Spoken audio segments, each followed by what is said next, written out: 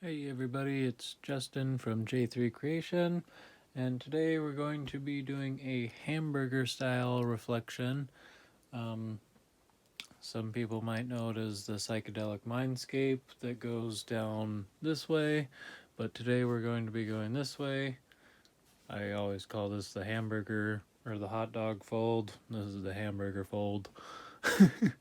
I think I learned that in elementary or something, but anyway. Today we'll do the Hamburger fold, as Pink Panther would say. So I think I'm going to fold my sleeves in. You don't technically have to do that, or you could, turn them inside out. There's lots of things you could do with the sleeves. Could even do it with the tank top if you want. But anyway, the idea is fold the shirt in half. So once you got it in half, we're going to probably scrunch it. So ideally, this will be the main fold that'll come out, right to about your midsection. So you'll kind of want to make sure that your fold is really cool, like here and kind of here, but I guess if you fold it in 4 ways, that might do something. But today, for this video, we're just going to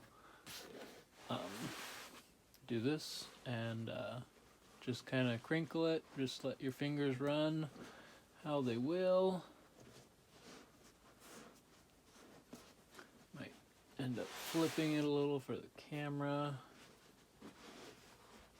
But essentially, you're going to make kind of a cool design there. And you can go back later with just some metal object to poke in there. I've got a pair of hemostats that I use to just kind of create little extra indents. And so, again, we're just going to kind of let your fingers run and do a scrunch pattern. There's some various scrunch patterns out there. I think Mr. Tie-Dye has a quantum scrunch, which is pretty neat. This will be nothing like that, but there's lots of scrunch designs, I guess is my point. You could scrunch it this way or scrunch it this way, but it'll all end up in a scrunch. So whatever way you choose to scrunch will be acceptable.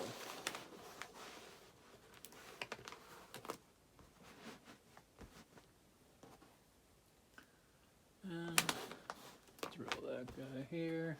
And I'm just using rubber bands. You could also use sinew, kite string, dental floss. There's a lot of stuff you could use. But again, you want to remember where your placement is. This is the bottom and the top of the shirt, and this will be the midsection.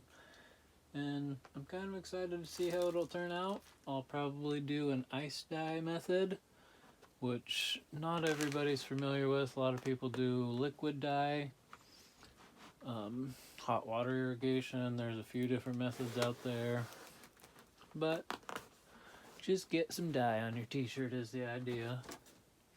So that's kind of the basic fold. You want to make sure that it's not going to flop out. Might even add an extra rubber band. Excuse me, I'm tripping over my words here.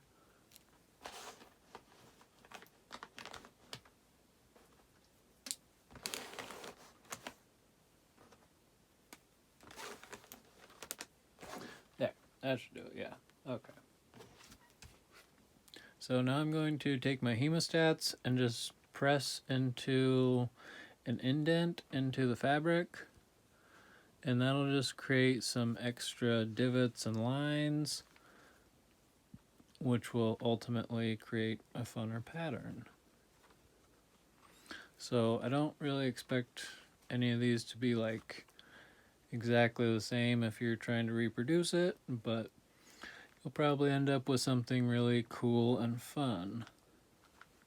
I'm also thinking about doing a 4-section fold t-shirt design, just to see kind of what that does.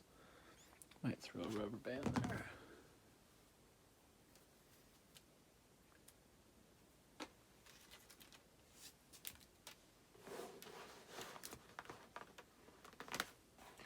And that's just because that's my centerpiece line. I want to ensure that all the folds stay intact. So we'll get that off to the dye station and see how it turns out.